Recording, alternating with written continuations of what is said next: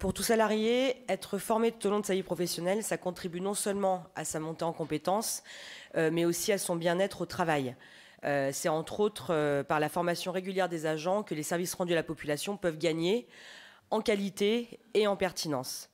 Alors, en tant qu'écologistes, nous nous réjouissons qu'un axe de formation soit enfin consacré aux enjeux du développement durable. Même si les formations proposées arrivent vraiment bien tard par rapport aux enjeux, même si la plupart ne font que répondre à des évolutions de la législation, mieux vaut tard que jamais. Malheureusement, on reste encore sur notre faim. Comme je l'avais déjà évoqué en début de mandat, nous regrettons que les agents d'entretien, par exemple des locaux municipaux, ne bénéficient pas de formation sur les techniques d'hygiène et d'entretien plus respectueuses de l'environnement. Nous regrettons aussi qu'aucune formation ne soit proposée quant aux économies d'énergie, aux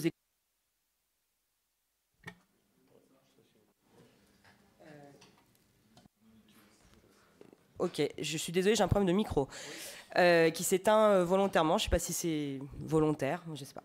Donc je reprends. Nous regrettons aussi qu'aucune formation ne soit proposée quant aux économies d'eau, économies d'énergie et économies de consommables. Je suis désolée, mon micro se déconnecte. C'est étrange. L'idée n'était pourtant pas mauvaise. Je vous prie de m'excuser de m'écouter, merci.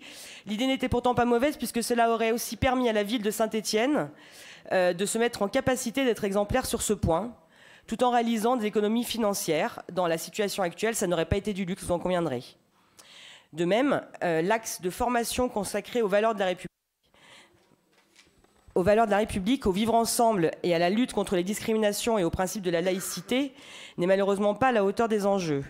Toujours pas de formation à la lutte contre les discriminations auprès des agents de police municipale. Toujours pas de formation à la prise en charge des situations de violences sexistes et sexuelles.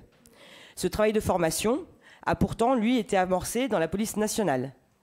Les policiers municipaux sont souvent en première ligne lors d'une agression. Ils peuvent être la première personne à parler avec la victime suite à une agression. La première personne également à accueillir sa parole.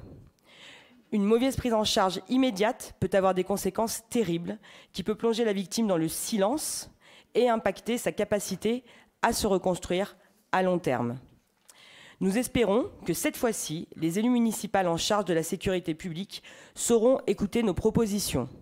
La formation des policiers municipaux à une meilleure prise en charge des victimes est essentielle pour favoriser leur résilience et rétablir la confiance.